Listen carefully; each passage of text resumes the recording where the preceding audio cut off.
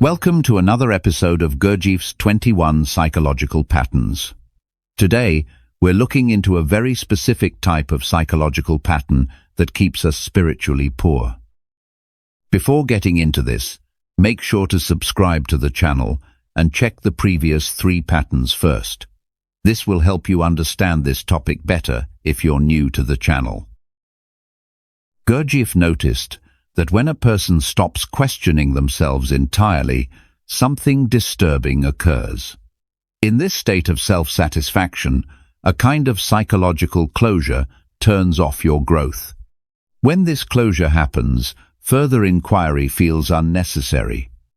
Then, a comfortable relationship with false identity forms, and that comfort becomes a wall preventing any genuine transformation.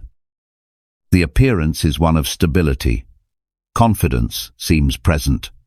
What everyone seeks appears to have been achieved: acceptance of self, freedom from the anxiety of constant self-doubt. But according to Gurdjieff, this stability is not necessarily consciousness. It's a particular form of sleep because it feels like you're at the peak of life. Worldly achievements feel like this is it. The self-satisfied idiot has constructed an identity and stopped there. The work of self-knowledge, which should be endless and evolving, has concluded prematurely with a definitive answer: I know who I am. This answer, comfortable and complete, removes the very tension necessary for consciousness to develop. And without friction, there can be no transformation. Watch how this operates across time. While other mechanical types struggle visibly, the intellectual idiot drowning in analysis, the emotional idiot consumed by reaction, the physical idiot trapped in routine, the self-satisfied idiot appears to have transcended struggle entirely. Equilibrium has been achieved, a center has been found, peace with self has been made. The absence of visible conflict masquerades as spiritual maturity when it's actually psychological stagnation. This type filters reality through a lens designed to maintain self-image. Criticism doesn't penetrate because it contradicts the settled understanding of identity. Challenges get dismissed as misunderstandings or projections. Feedback that might create productive discomfort slides off without impact because decisions have already been made about what's true, and external input cannot compete with internal certainty. Gurdjieff emphasized that this mechanism operates subtly. Growth isn't actively resisted in obvious ways. The need for it simply doesn't exist anymore. They ask, why question what already feels resolved? Why examine what already feels understood? Why disturb what already feels peaceful? The self-satisfaction itself becomes justification for remaining exactly as one is, and this creates a closed loop where comfort perpetuates itself indefinitely. Gurdjieff understood that the productive discomfort, which comes from seeing contradictions in oneself, is necessary for development. Without this friction, consciousness cannot emerge from mechanical operation. The self-satisfied idiot eliminates friction, not through transcendence but through psychological insulation.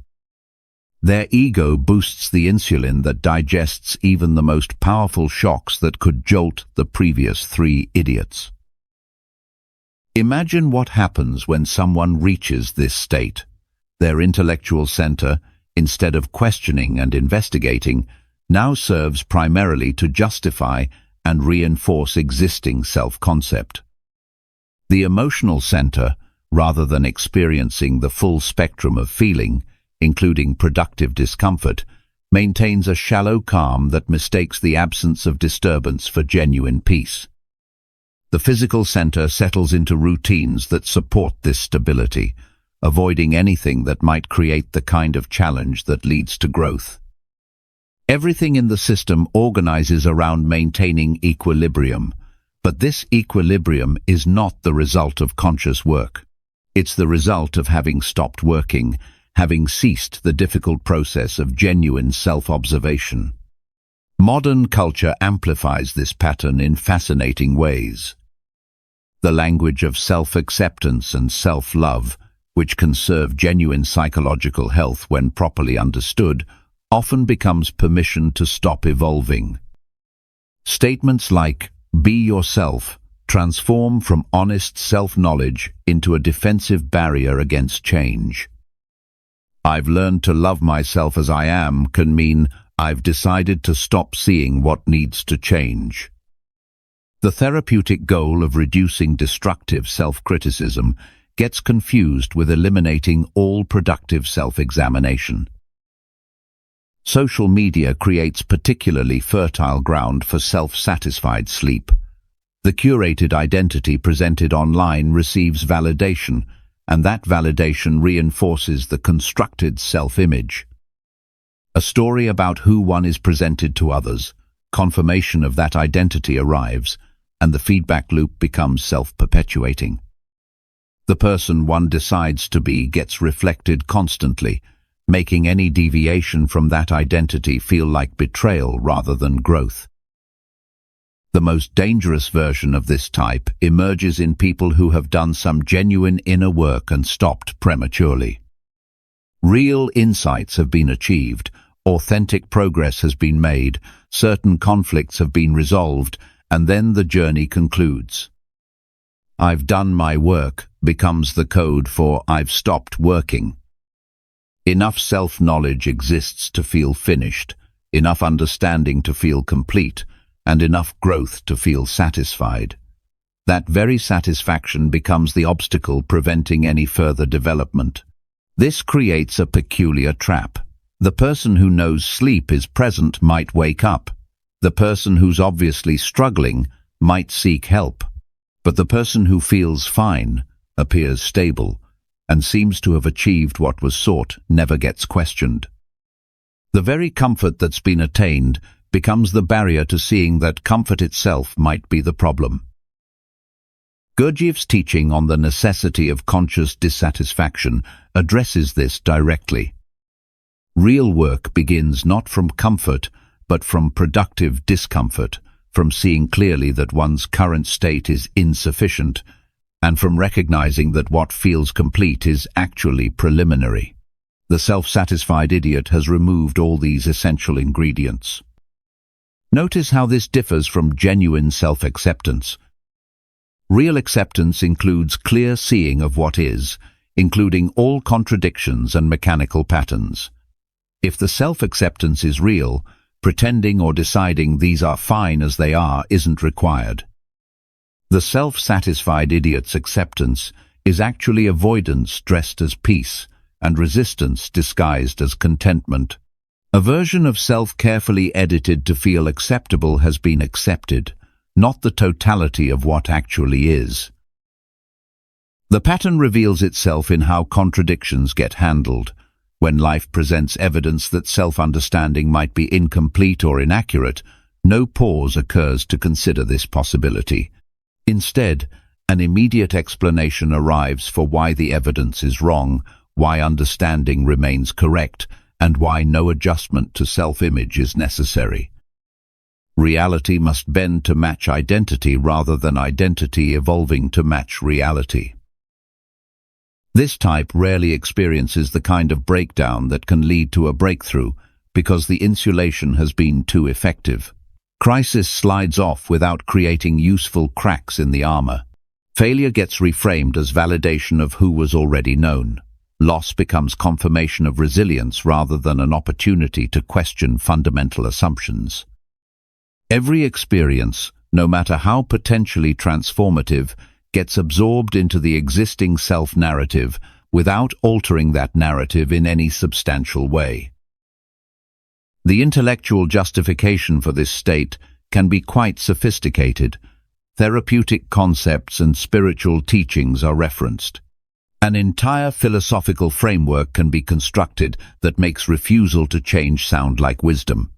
And because the language borrows from legitimate psychological and spiritual sources, the defense becomes nearly impenetrable. But beneath the sophisticated justification lies something simpler. A way has been found to be comfortable, and losing that comfort isn't desired.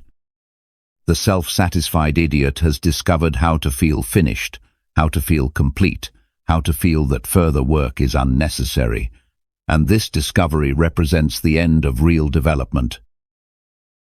The turning point, when it comes, usually arrives through astonishingly practical shock, something that cannot be absorbed into the existing self-narrative, a failure too significant to explain away, a loss too devastating to reframe positively, a contradiction so glaring it cannot be ignored.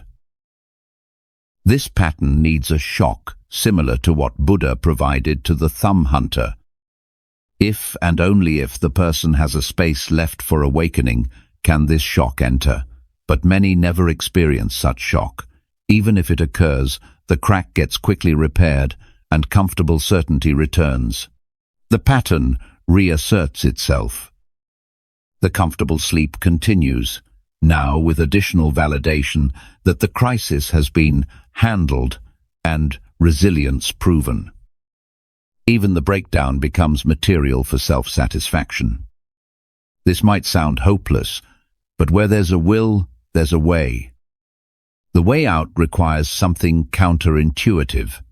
Not more confidence, but deliberate cultivation of productive uncertainty. Not more self-acceptance, but willingness to see aspects of self that the current self-image excludes. Not more comfort, but conscious reintroduction of the friction that genuine self-observation creates. This means questioning deliberately, not waiting for life to force questions, looking for contradictions between who one believes oneself to be and how actual operation occurs. Seeking feedback from sources that will challenge rather than confirm existing self-understanding. Choosing discomfort when comfort is available, not as masochism, but as recognition that growth requires leaving the known. It means understanding that the statement, "I know who I am," is not an achievement, but a red flag. That certainty about self indicates a stopped movement rather than an arrived destination. The self-satisfied idiot operates in those who have reached comfortable conclusions about themselves and stopped there. Not as a permanent identity, but as a recurring pattern, moments when self-understanding calcifies into self-image. The danger lies in how good this state feels. Unlike the obvious suffering of other mechanical types, this one produces a subjective sense of being fine. And fine is perhaps the most dangerous state possible for someone interested in genuine development, because it removes all motivation to look deeper. A part exists in everyone that would prefer to stop the difficult work of self-knowledge and settle into comfortable certainty. This doesn't announce itself as an obstacle, doesn't create obvious problems. It simply feels complete and prevents any movement toward actual consciousness. The self-satisfied idiot doesn't resist growth. Instead, this type has removed the need for growth entirely by deciding, consciously or unconsciously, that sufficient growth has already occurred. So, have you ever noticed this pattern in yourself? If the answer is yes, you don't need to feel bad. You just need to acknowledge the trap and be more vigilant. I hope this lecture gave you more strength and wisdom for your spiritual journey. In the next episode, we'll look into another pattern that might be hindering your inner growth. Until then, take care and stay conscious.